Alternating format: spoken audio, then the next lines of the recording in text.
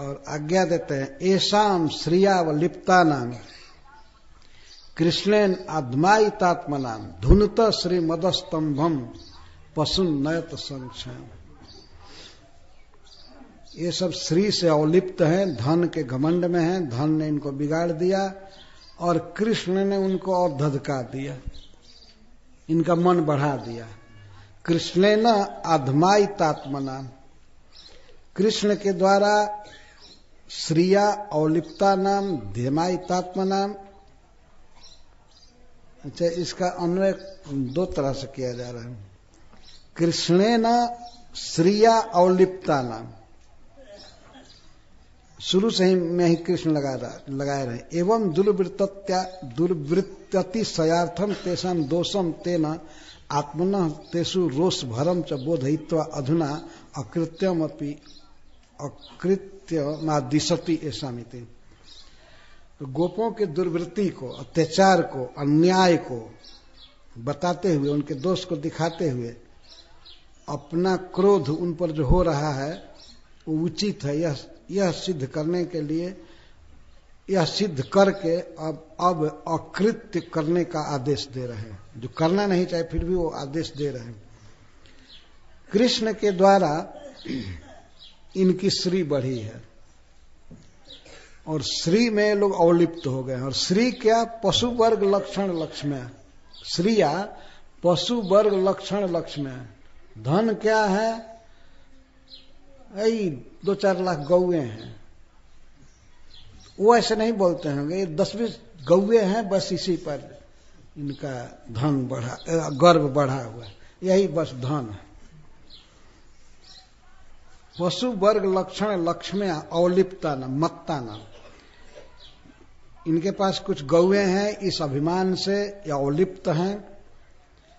और धमायितात्म नाम बृंहित देहा नाम, क्योंकि कृष्ण ने धमायितात्म नाम, तो इनका देह बढ़ गया है। आत्मा का देह और मन दोनों होता है, तो इनका देह बढ़ गया है गौ रूपी लक्ष्मी से। तो वो अभी ठीक ही है। ब्रज की गौओं का दूध पीते हैं, दही खाते हैं, माखन खाते हैं, तो सभी परम सुंदर हैं, स्वस्थ हैं।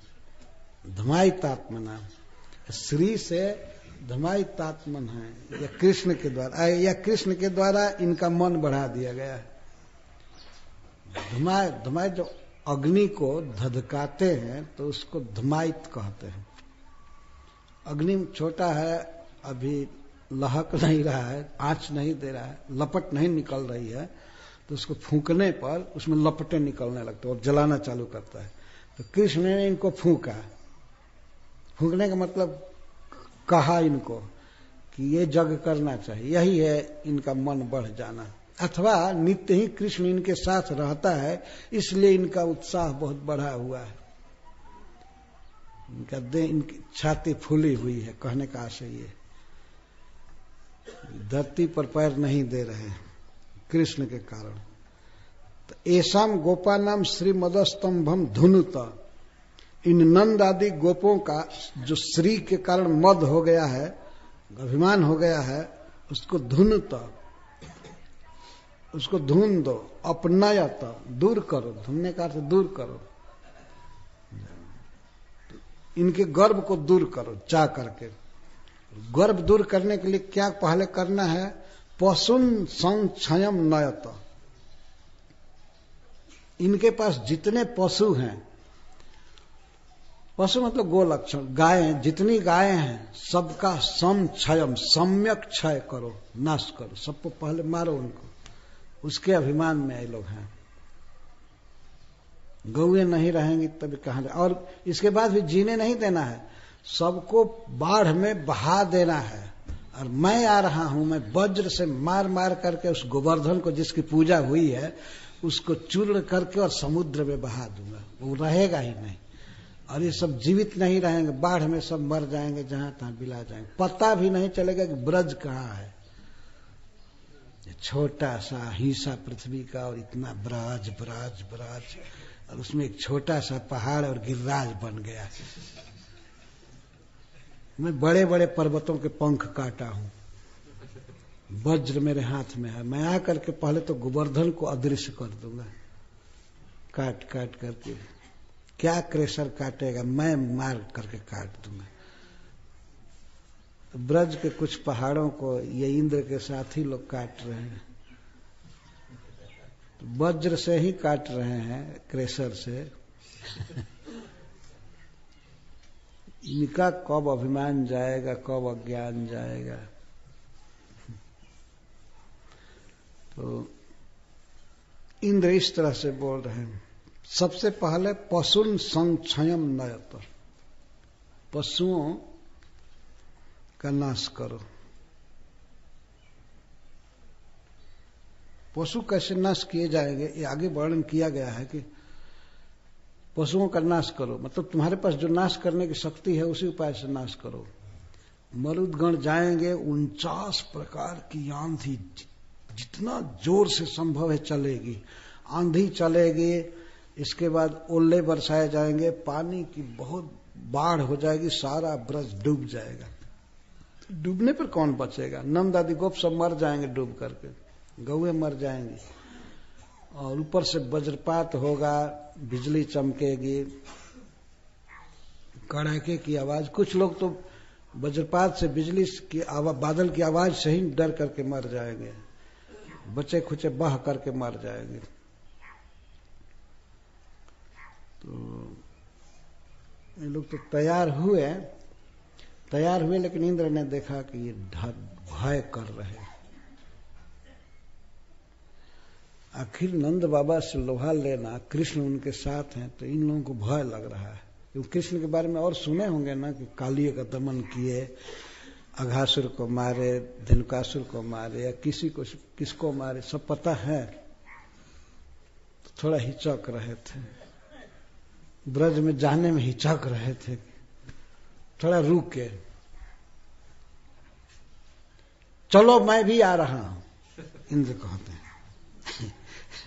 चलो डरो मत, मैं हूं ना साथ में पीछे पीछे।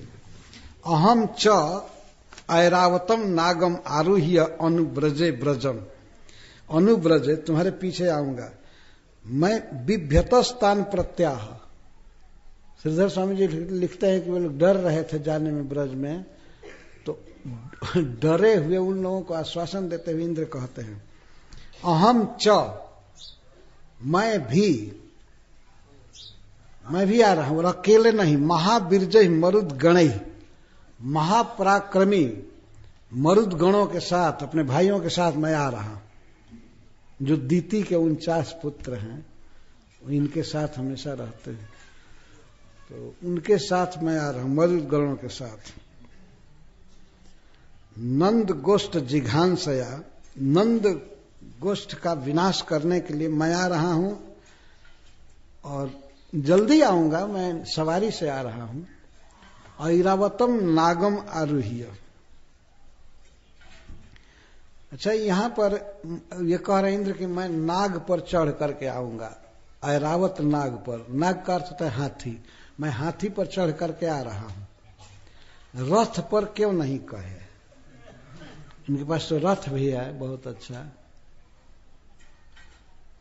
चलो तुम लोग, मैं पीछे से आ रहा हूं। वास्तव में इंद्र को भी बहुत भय है, क्रोध तो है लेकिन भय भी है। और दूसरी बात है कि ये सोचे कि मैं नाग पर चढ़ करके जाऊंगा। हरिश्वरी जी अर्थ करते हैं कि न आगह नागह, आग का अर्थ होता है अपराध, दोष, और नाग का अर्थ है निर्दोष। इंद्र चल रहे हैं तो तुरंत ही मिला लिए कि मुझे ऐसे स्थिति में रहना है कि हमारा निरपराध सिद्ध हो, कि हम जो करने जा रहे हैं गौओं की हत्या, गौओं का विनाश, ब्रजवासियों का, तो हम बिल्कुल ठीक स्थिति में, हम कोई अपराध आग नहीं कर रहे हैं। तो इसीलिए वो नाग पर चढ़ करके चले। नाग और हस्ती पर चढ़ करके चले, या गज पर क्यों नहीं कहा गया? ऐरावत एक गज है, हाथी है, तो हस्ती कहा जा सकता था, लेकिन नाग, वो कहे कि हम नाग पर चढ़ करके आ रहे हैं, मतलब हम ये सब करके भी निरपराध रहेंगे, इस भाव में थे। न आग और नाग, ये सब करके भी देवराज इंद्र ये दिखा रहे थे कि मैं निर्दोष हूं, सतपथ पर हूं, कोई अपराध नहीं किया हूं, क्योंकि मैं नाग स्थिति में हूं, मैं निरपराध स्थिति में हूं। नाग स्थिति मतलब निरपराध स्थिति और हस्ती स्थिति, हाथी पर स्थित हूं, नाग पर स्थित हूं। हरिसूर्य जी कहते हैं अपनी निर्दोषता को सिद्ध करने के लिए ही वे हाथी को नाग कहे कि मैं न आग निरपराध स्थिति में आ रहा हूं, चलो उचित काम कर रहा हूं, ये उचित हो रहा है। बताइए, पशु न तो संक्षयम, पशुओं का पूरा पूरा नाश कर दो, एक भी न बचे, कोई भी बाछा बाछी कोई न बचे, समाप्त। इसको समक्षयम, सम्यक क्षय कर दो। इसका सरस्वत अर्थ क्या है, वास्तविक अर्थ ये बता रहे। श्रिया अवलिप्ता नाम, चंदन चर्च लिप्तांगा नाम। इस समय लोग गोवर्धन के प्रसाद के रूप में अपने अंगों में चंदन लगाए हैं, श्री से उपलिप्त हैं, इनकी शोभा बढ़ गई है, चंदन लगाए हैं और अंगराग लगाए हैं। और कृष्ण ने धमाइतात्मा नाम, और कृष्ण ने इनके चित्त को और उत्तेजित कर दिया है। इसका अर्थ है कि श्रिया का अर्थ भक्ति लक्ष्मी से, ये भक्ति से युक्त हैं और कृष्ण को अपना सब कुछ मानते हैं। कृष्ण अपनी लीलाओं से, अपने बातों से इनके चित्त को और उज्ज्वलित कर देते हैं, उज्ज्वलित चित्त हैं। तो इनके श्रीमद स्तंभ को, ये जो श्रीमान हैं भक्ति के कारण इस समय इनको स्तंभ है,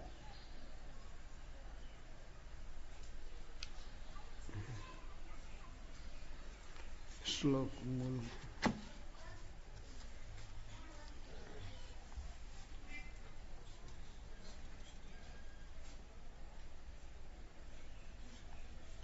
जाड्य है, जाड्य है भक्ति में। एक प्रेम का विकार है भक्ति का, जड़ता, जड़ता है। तो इनकी जड़ता को दूर करो। जड़ता को दूर करने का मतलब है कि ये सम श्रीमदस्तंभ, श्रीमान यह खलु अयस्तंभ जाड्या भाव तम दूरी कुरुत तेन तथा वर्षत तथा तेषाम शीत जनित स्तंभ औष निवर्तक भवेदित्यर्थक।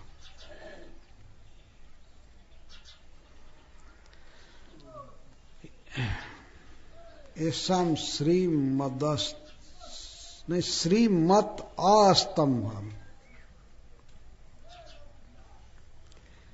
ये श्रीमत हैं और इनको जो अस्तंभ है, जाड्या भाव है, उज्ज्वलित चित्त है इनका, इसको धुनता दूरी कुरुता तेन तथा वर्षत, ऐसी वर्षा करो कि इनका जाड्य भाव चला जाए। वर्ष तथा तेषाम शीत जनित स्तंभ औष्ण्य निवर्तक भवेदित्यर्थ।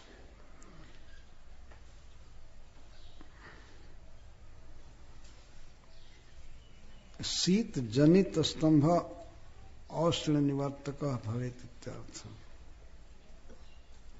जो भी हो यहां समझ में नहीं आ रहा। श्री स्तंभम धुनुत तथा पशुन संक्षयम, पशुओं को सम्यक निवास में स्वास्थ्य में पहुंचाओ। क्षय का अर्थ होता है निवास और सम का अर्थ है सम्यक। पशुओं को ठीक जगह पर निवास कराओ, स्वस्थ कराओ। न क्यों पशुन धुनत शीतेन कंपयत ततश्च कृष्णेन गोवर्धने उद्धृते सती संक्षयम सम्यक निवास तत्तल नियम। नयत, इनको पशुओं को संचय में लाओ। इसका अर्थ है कि जब श्री कृष्ण गोवर्धन उठाएंगे तो गोवर्धन के तल में नीचे बहुत सुंदर आवास बन जाएगा, वहां गौएं बहुत सुख से रहेंगी। तो उन गौओं को ले चलो सम्यक निवास में, एक जगह रहेंगे, सब एक स्थान में निवास करेंगे।